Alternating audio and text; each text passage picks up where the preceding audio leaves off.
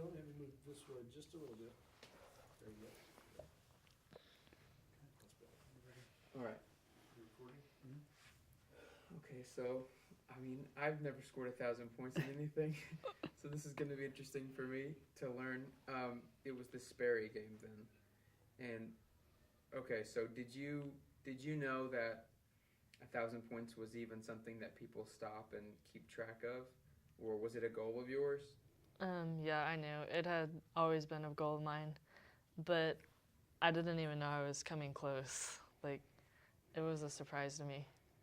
So how'd you find out? I made my 1,000th point in the game, and Coach Busby took me out of the game, and he was like, "Congratulations on scoring 1,000 points." And I was like, "What?" Yeah, she didn't even realize it. And he was like, "You scored 1,000 points," and I was like, "Oh," and like, I had no idea I was even close, so it was pretty cool. So you felt excited, Yeah. but then you'd also just been taken out. Yeah. So you probably wanted to play. Yeah, because Well, and she was trying to break 33 that night. Yeah, last year, my highest points I've ever scored in my high school career is 33 in one night. And so I was trying to beat my record. And so I was like, why is he taking me out? And I had 31, so I didn't beat it. But did he know okay. what you were going for? Yes. Yeah, well, it's his team, right? Yeah. That's funny. So when that happened, did you realize how much it would mean to everyone else? Everyone would talk about the fact that you scored 1,000 points. No, I didn't. I imagine you were pretty proud. Oh yeah, I didn't even realize she was close until about a week before, and Coach Busby told me she was 19 points away, and I was like, away from what? I mean, I've coached 2 other girls that have got 1,000, and I mean, it didn't even dawn on me that she would be close until he said it, and then I got to thinking, well, she played as a freshman, then she probably is pretty close, and so obviously I didn't tell her because I don't want to jinx anything or put pressure or anything, but we knew going into the game that she was 19 And you away. said at halftime I had what? At halftime, I think she had 18. She was 19 away. But yeah, it was surprising and pretty cool. I think that she's the 6th girl in Cushing history, I think. So. Go back to that again. What? She was what? The 6th girl in Cushing history to reach 1,000. Coach Tuttle has done a lot of history, but I know that back in early 2000s, Charity Lewis did it. I coached her, and then Coach Busby and I both coached Carly Jones. And I remember Sharon. Sharon Lewis, I was out of coaching during those few years, but I feel like I helped raise Sharon as well. So I've been a part of a lot of these girls, so it's kind of cool to have your own daughter a part of it. So what does it take? For a player to get there? You gotta, I mean, you pretty much gotta play every year of your high school career, and I mean, being at least double digits every year, average double digits. I mean, obviously you could do it in 2 or 3 years, but you'd have to average a lot of points in 2 or 3 years to get it done. But yeah, it's pretty cool. And for a post player who, for the most part, you don't get to create your own shots. Mm-mm. You rely on someone passing the ball to you when you're open. Right. That adds a layer of difficulty, right? Right. That's what we were talking about that night. Coach Busby, he was just kind of like, she wouldn't have done it by herself. Like, Araya, she's played with me all these years. I don't know how many passives she's gave to me to get me those points. So that was kind of the thing. Like, I didn't achieve it by myself. It was my coaches and my teammates with me. So that's pretty special about it. That is neat.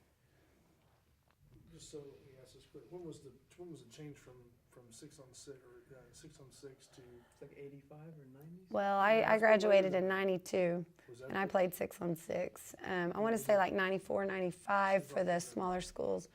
Cushing won state in 94, and they were 6 on 6.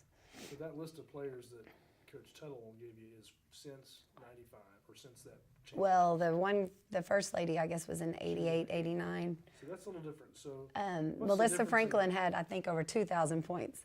And that's what I was trying to explain to Braylon and my boys, that 6-on-6 days, you could score some points. I mean, I averaged 28 points a game. I mean, and yeah, 6-on-6, you could score a lot more points. And then once the 5-on-5 game, I mean, there was a 3-point line back then, but it had just came about. So obviously the 3-point line has contributed to her success as well.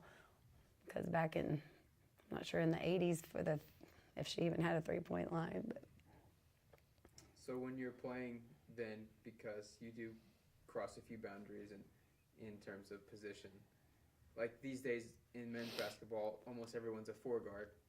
You know, some of the specific roles are blending into others. Who do you see yourself as when you're playing? What player do you try to emulate, or who do you think of yourself as when you're playing basketball?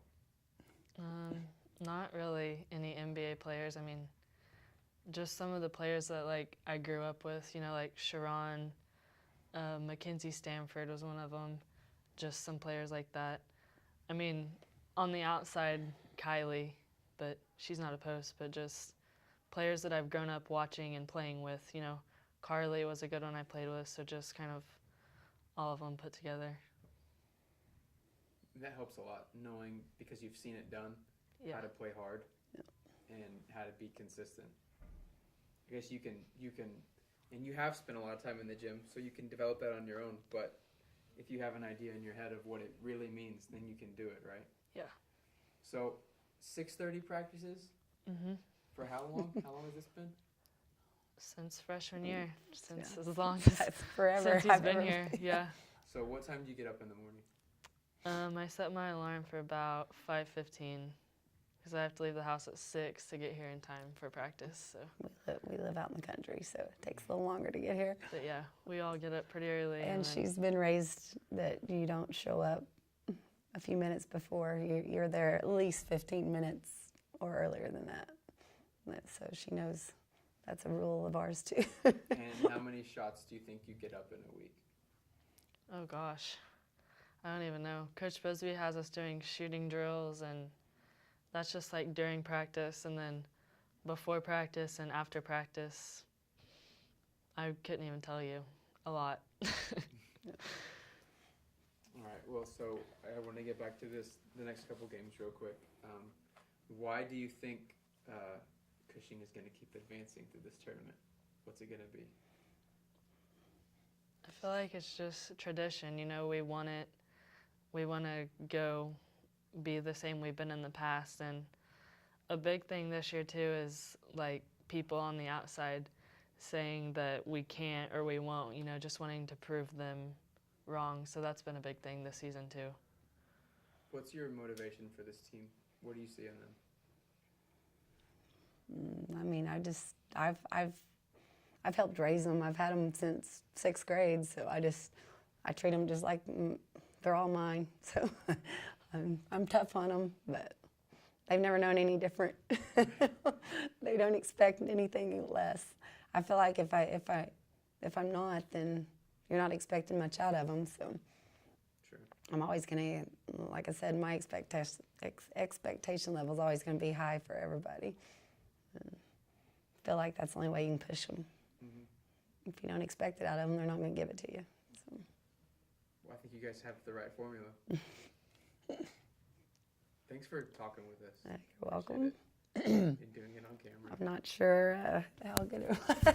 Yeah. I think you both did great.